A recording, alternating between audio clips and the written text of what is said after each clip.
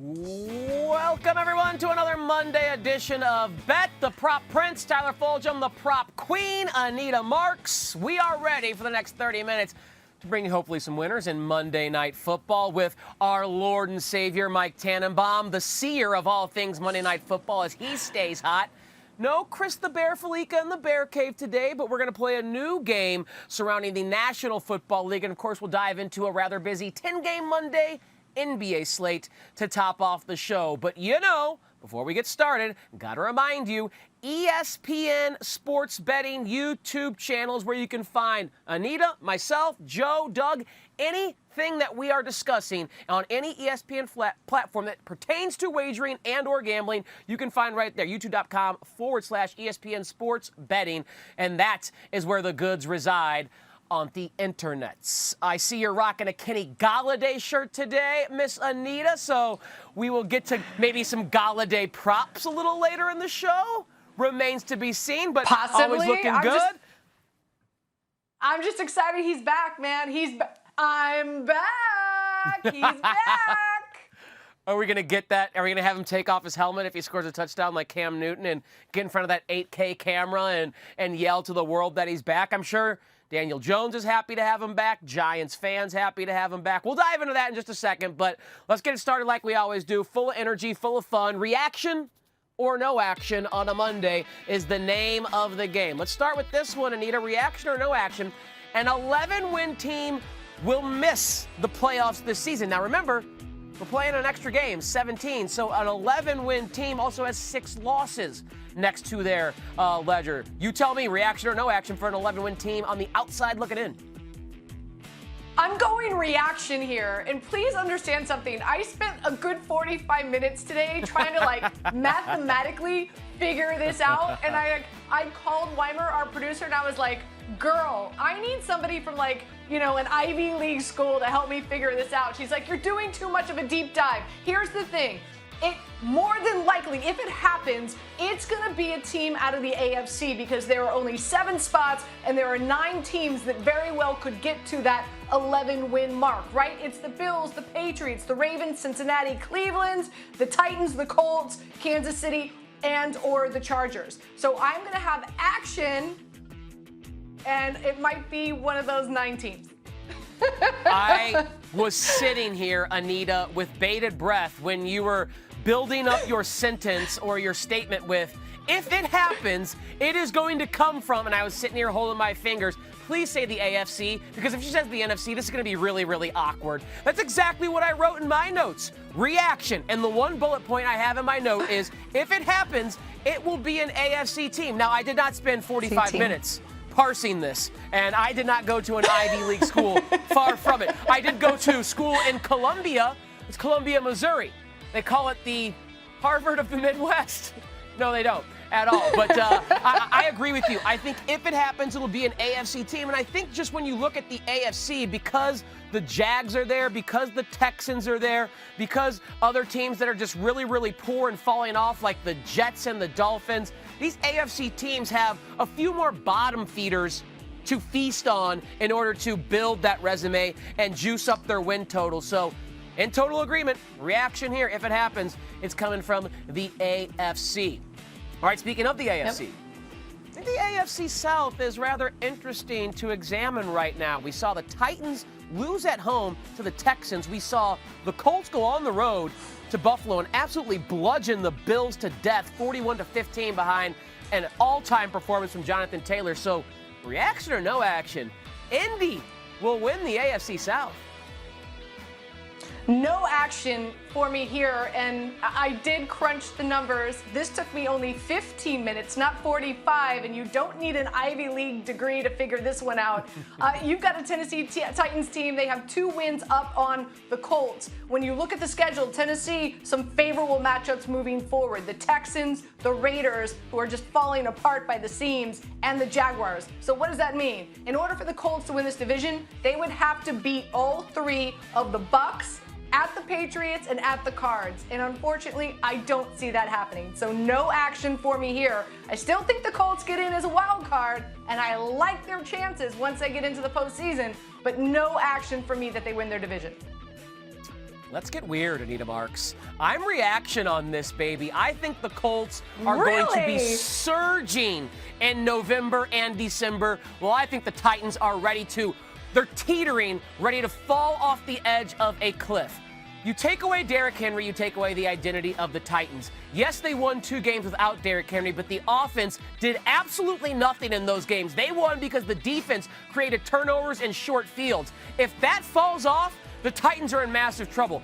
Guess what? It fell off against all quarterbacks, Tyrod Taylor and the Texans, and the offense predictably did nothing. Not only were they down Derrick Henry and Julio Jones, but A.J. Brown left the game due to injury. I will blame it on bad injury luck, but I wouldn't be shocked at all if the Titans win just 1, maybe 2 more games the rest of the season. Meanwhile, I think Jonathan Taylor and this Colts team, which has the same EPA per rush as the Rams have the same EPA per pass play, basically means you're the Rams' best passing offense in the NFL, Colts' best rushing team in the NFL. They're the same when they do what they do best, and they do what they do best better than anyone else. I think the Colts are going to cruise through December and track down the Titans and win this AFC South.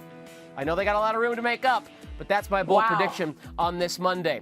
All right, finally, staying in the AFC. Hey, fortune favors the bold, as they say, Anita Marks. Let's see if we can get back on track, because usually we're in line when it comes to reaction or no action. I ask you this, Kansas City, will they lose another game the rest of the season? So you're reacting or no action to the statement, KC will not lose the rest of the regular season.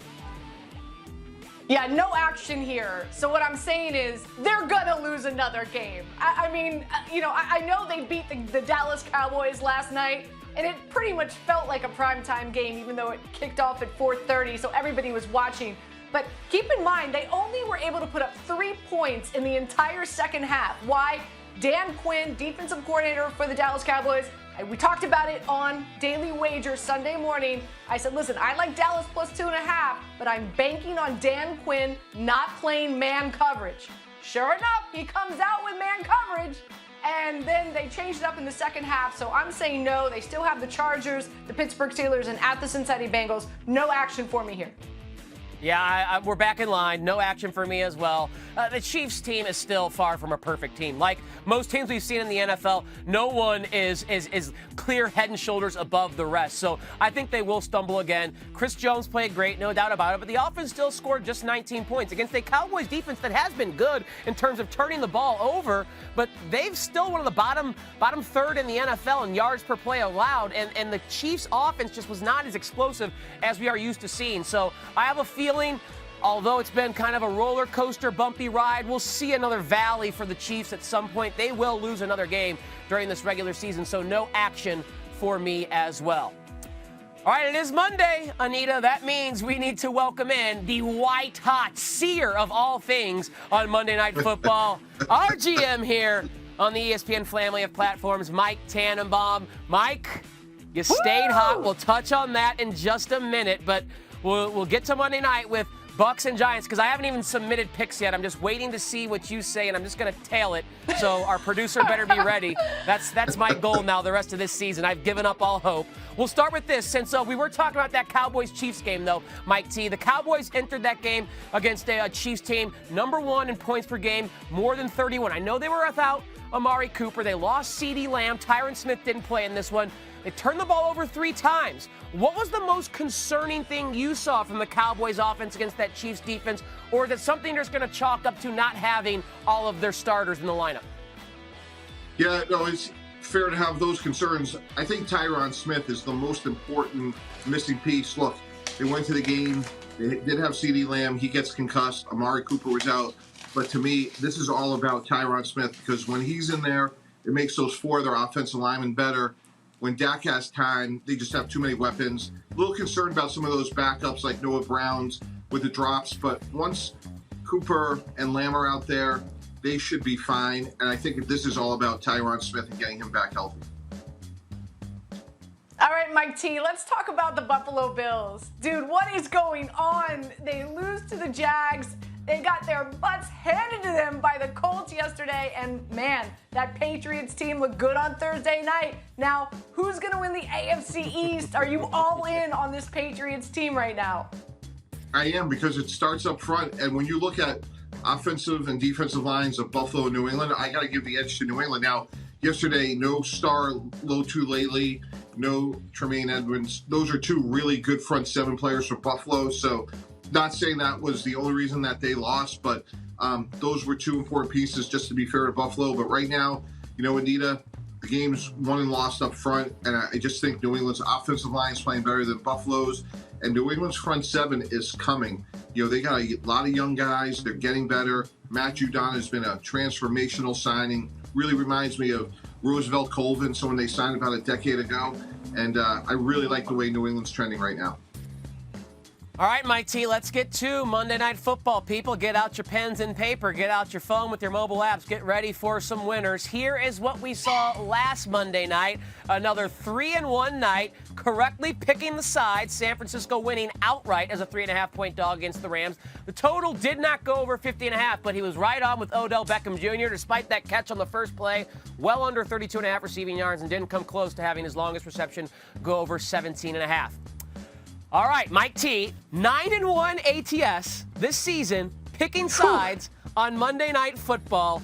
Absolutely mind blown here. So I have my pen and paper out. I'm ready to hear from the seer. The Giants on the road in Tampa Bay.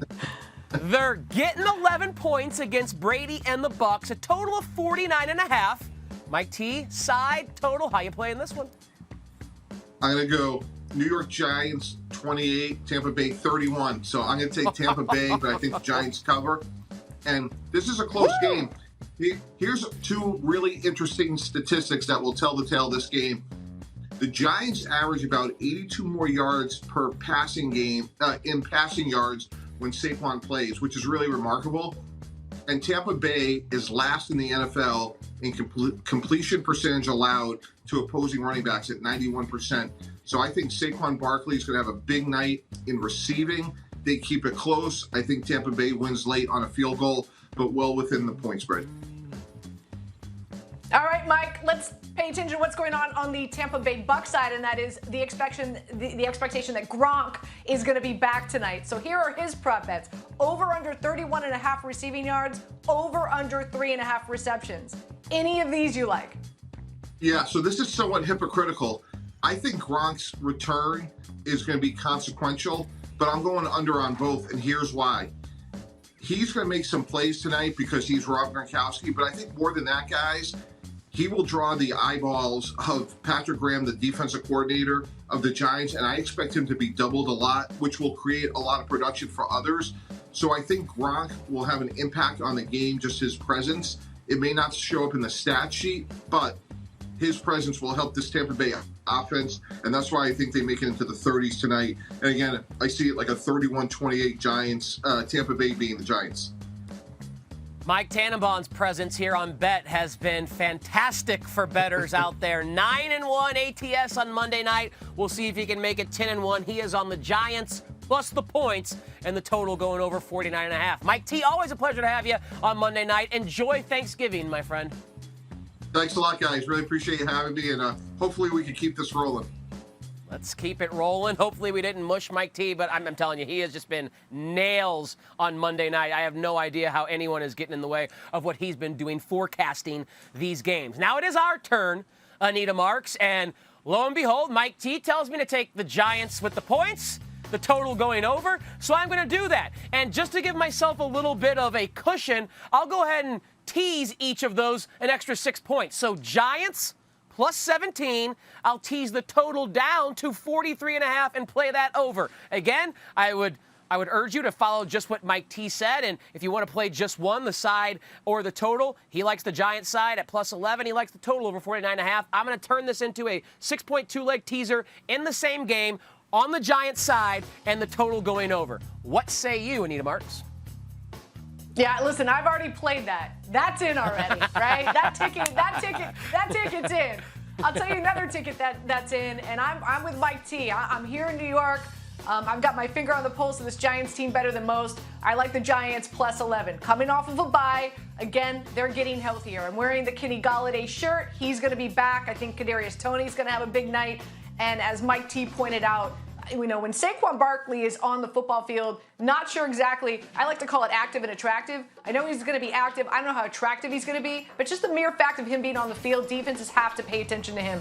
And talking about defenses, Tampa Bay Bucks, no Vita Vea. They have been not the defense we saw win the championship last season. On top of that, Tom Brady's been struggling. 4 interceptions his last 2 games. And I've got some interesting stats for you in regard to the Giants defense. The last 3 weeks, this Giants defense has only allowed 39 total points.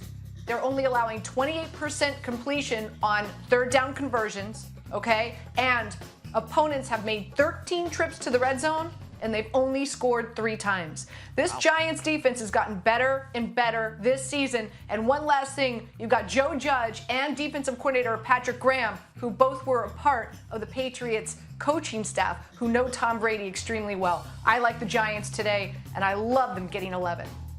Yeah, another trend that supports the Giants, if you're a Giants backer like we are in Mike T.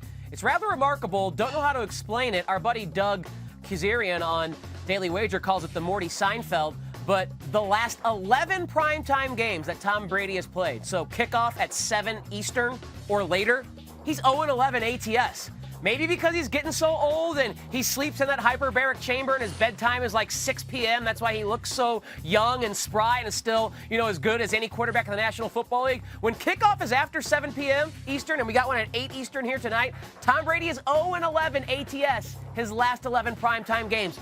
Just something to consider. Just bringing you the information. You do with it what you will. All right, Anita, now let's get to our bread and butter here. It is the player props that we are going to dive into within this game. What do you have on the, I imagine, juicy slate of props you want to play, along with tickets that are already in on the side and total? Well, I like to get in on the tickets early because that's where really you get your best value. But here's what I like. On the Giants side, Daniel Jones over passing yards. Listen, in order for the Giants to beat the Patriots tonight, he's going to have to pass the ball because they're better against the run than they are against the pass. Teams are averaging almost 40 passing attempts against them. That's why Kadarius Toney, I hear he's looked great at practice. He's going to be playing a lot out of the slot because no Sterling Shepard tonight. And really, that's one of the biggest weaknesses in the secondary for the Tampa Bay Bucs. Saquon Barkley, I'm going under 11.5 carries. This is his first game back. So I think he'd be lucky if he gets 10 carries. You also have Devontae Booker in that backfield as well. As for the Patriots, Leonard Fournette, I think, is going to have a big night. He's playing 90% of the touches. He's getting 90% of the touches in that backfield, utilizing the passing game. So I'm going over rushing and receiving yards. Ty Johnson, over receptions only and only if Scotty Miller is inactive. Keep that in mind. And last but not least, Ryan Suckup over 7.5 points. Just because of the stat that I gave you, the fact that the Giants have been really good the last 3 weeks in the red zone, I think the Patriots are going to kick a lot of field goals tonight as well. Yeah, I like what you're selling there, especially on Tampa Bay. Tampa Bay is going to kick a lot of field goals tonight. Sorry. Suck up the Tampa Bay kicker there. I do like what you're selling on Toney, though. I think he's got a great matchup here, finally healthy, so explosive. No Sterling Shepard. That means Toney's going to live in that slot area where Daniel Jones likes to go with the football. I just have 2 props in there on the same player on the Tampa Bay side. Chris Godwin over 6.5 receptions. I think that's plus 115, and over 70.5 receiving yards. That's minus 115. I play these in conjunction with one another. Still no Antonio Brown for Tom Brady to throw to. And I love what Mike T was saying about Rob Gronkowski being back. With Gronk back in the lineup, he says the box score production may not be there, but Gronk is going to command attention from that Giant defense that will allow others to take advantage in the box score. And I think Godwin is that guy in the slot. Why?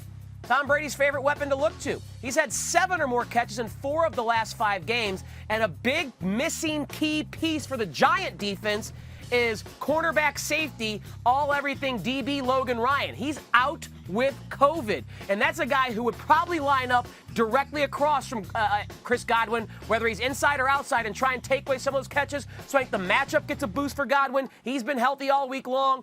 Tom Brady should be looking his way plenty in this one, so over receptions 6.5 and over receiving yards 70.5 as well for Chris Godwin. All right, usually, Anita, This is where I allow you to take a break a little bit, maybe go take the dogs for a walk, maybe feed them because they're yapping. I think I heard, yep, there they are, right on cue. Sounds like they're hungry for mom to give them dinner, but they're going to have to wait. We don't got the bear. I didn't break the bad news to them yet. I didn't break the bad news. That's why they're barking. They're like, wait a second, this is 20 minutes into the show. She should be out here giving us some treats, gosh gaskets. But no, we're not going to venture to the bear cave tonight. Sorry, no Chris Felica on this Monday. So, Anita, you're staying right here. And we're going to introduce a new little game called All In or Hedge. It's in the National Football League. We have 4 divisions in each conference. That means we have 8 division leaders where we sit right now, getting ready to wrap up Week 11 of the NFL season. So I want you, Anita, to give me 3 teams that currently lead their division in the NFL that you're all in on, that you think can make a deep run in the postseason, maybe even lift that sticky Lombardi above their head. And then I want 3 division leaders that you're gonna hedge on. 3 teams that lead in the division that you think, maybe aren't gonna make it into the postseason or deep in the postseason. 3 all in, what you got? All right, so here are my all-in, right? And that's number 1 is the Patriots. As Mike T just said, their defense has just been outstanding the last few weeks. And Mac Jones, we're seeing him develop right before our very eyes. I like the Cardinals. Man, Tyler, they're able to go 2-1 with their backup quarterback, Colt McCoy. Now they have a bye week to get healthy. They're going to take the NFL by storm for the remainder of the season. And I know they're not leading the division, but man, am I all in on the Colts, boy. Carson Wentz is healthy. They're able to run the ball against any defense, and they are playing a good defense. So I know I went outside your rules. I'm sorry, but I just had to say hey. I am in on the Colts. I do believe they get in as a wild card, and I think they're gonna make some noise. I got no issue with that. I said I think they're going to win this division anyways, despite the big hole that they have to climb out of at the Tennessee Titans. So I am all in on the Colts there as well. I'm all in on the NFC just being better than the AFC. So all my teams that I'm all in on come from the NFC. No one is running down the Dallas Cowboys in the NFC East as good as Philadelphia has looked the last few weeks.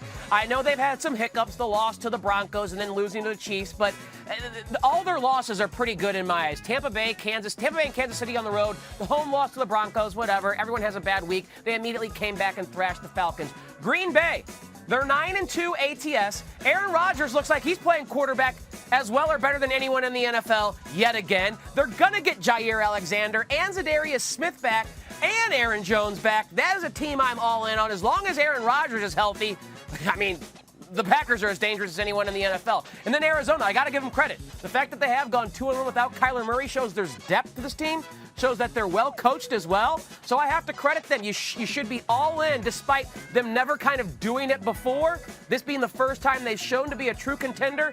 They keep proving to us week in and week out when we want to doubt them that they are legit. So there's the 3 teams I'm all in on, all from the NFC. Who are you hedging on, Anita? Well, you're not going to be happy with one of them. So let's put them up there. There we go. All right, number 1 is Tampa Bay. Listen, they've lost 2 straight, and don't sleep on the Giants. The Giants have an opportunity to upset them tonight. Their defense is bad. They definitely are not the healthiest team like they were last season. I think it's hard to sustain that type of intensity to win 2 Super Bowls back to back. Dallas Cowboys, dude, they beat a bad Eagles team in the beginning of the season. Eagles team is much different now. They beat a Sam Darnold Panthers team, the Giants, the Falcons. They only put up 9 points against Kansas City last night. I think they're pretenders. I don't think they're contenders. And last but not least, the Kansas City Chiefs as well. Like I said earlier, Dan Quinn came out. I had a little bit more faith in him. I didn't think he'd come out with man coverage. He did. As soon as he switched it up to zone coverage, Kansas City was only able to put up 3 points last night in the second half. So I think both the teams last night, I think both Kansas City and Dallas played horrible football last night. Horrible, and they're pretenders. That's it. Okay, fair enough. You're entitled to that thought. I'll just remind you again, no Tyron Smith, no Amari Cooper, CeeDee Lamb had to leave as well for those Dallas. I hate it because I hate Cowboys fans, but I think when they're healthy, they are the real deal. As far as who I'm hedging on, again, I'm a big believer in the NFC. I think the AFC is just a class below. So all my pretenders or hedges come from the AFC, first and foremost in a class of their own, the Tennessee Titans. Again, Derrick Henry not coming back. Julio Jones on IR. Who knows what's happening with A.J. Brown, and Ryan Tannehill's reverting back to the Ryan Tannehill we saw before he got to team up with Derrick Henry. So I am all off the Tennessee Titans. I don't think they're going to win their own division. The last two kind of pain me because I think Bill Belichick was more important to the Patriot Super Bowls than Tom Brady was. Yes, I'll say that again. I think Belichick deserves 51% of the credit, Brady 49%. But I think Belichick was the bigger reason why. So I don't want to bet against him, but I just don't see the talent on their best day to stack up to a Buffalo or a Kansas City. Not that they can't beat them, but if every team plays their A game in the AFC, I think the Patriots are like the fourth or fifth best team in that conference. And what also pains me is hedging on the Baltimore Ravens because I think Lamar Jackson is an absolute stud. But if they lose Lamar Jackson like they did yesterday, even though they beat the Bears, that's just the Bears. They're not beating anyone in the postseason without Lamar Jackson. They still won't have all those running backs, guys on defense like Marcus Peters as well. So I reluctantly hedge on Baltimore, even though I love that team and I love Lamar Jackson. So that's where I stand. That's where Anita stands. You can holler at us on Twitter and either agree with us, we'll get you a like, maybe holler back with a thank you. If you want to talk trash on Twitter, then we'll just ignore you and hit the mute button like we're supposed to do. All right, Anita, let's shut down shop here today in the association. Pretty busy Monday, 10 games on the slate. We're going to dissect a couple that tip off this evening. The first one, a kind of interesting matchup in the Eastern Conference. Two teams that have been exceeding expectation. One's been really fun to watch in the Hornets. The other, the Wizards, just dynamite this year. They're laying 4.5 at home. Washington, total of 216.5. How are you going to play this matchup of LaMelo and Brad Beal? I mean, somebody pinch me. We're talking about two teams that are in the top 5 in the East. Who knew? Right. And a big reason is because of their defense, right? Wizards, 4th best defense in the NBA. Hornets, 6th best defense in the NBA. And both these teams are playing a very slow-paced, half-court, methodical offense. So I'm going under here. My play in this game is the under at 214.5. Yeah, I think it's even come up to 216.5, so you're getting a little extra more leeway even there. Better. Take the extra 2 points. Definitely want to use that. I'm going to play an under as well, but it's going to be a first half under. I'm going to go first half under 110.5 points. There's been a trend that's been driven by this Wizards team. The last 9 games they've played, Anita, all 9 of those games have gone under the first half total. And you touched on it. Their defense has been shockingly good this season. Maybe not so shocking when you take Russell Westbrook out of the picture, then your defense gets a little bit better. They're 4th in the NBA in defensive rating. They're also kind of methodical with a 25 pace rating so far. So I think with this game in Washington at home, under is the play. You're going full game. I'm going first half.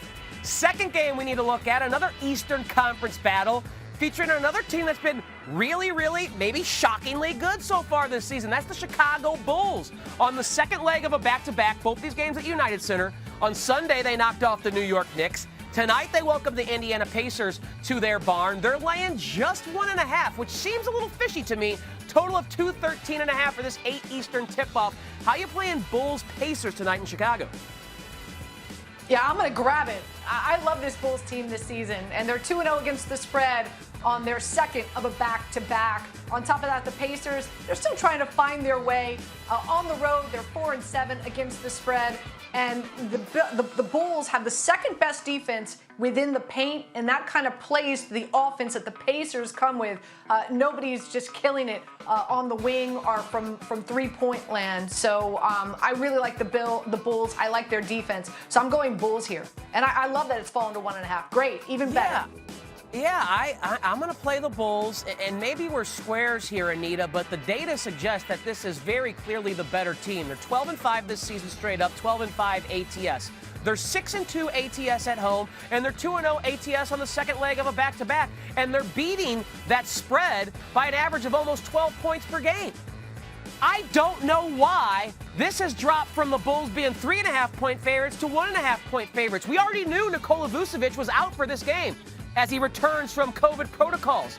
Alex Caruso's questionable, but is he really the reason why everyone would start putting their money on the Indiana Pacers? It's a Pacers team that is disappointed. They do have Sabonis. They do have Brogdon. LeVert is back. but this team just hasn't lived up to expectation. The Bulls have wildly exceeded expectations. So I don't know why the move has been this way. I'm going to stick with it and ride with the Bulls, but it is a little concerning to see the way the market has moved, given what the Bulls have shown us this year, as opposed to the Indiana Pacers. All right, that'll do it for another Monday edition of Bet. As always, a pleasure doing it alongside you, Miss Anita Marks. Don't forget our guy Mike T, along with us, taking the points with the New York Football Giants. We will see you back here later this week on Wednesday. No Thursday show, obviously, because of Thanksgiving. If we don't catch you then, happy Thanksgiving to all and enjoy your Monday night.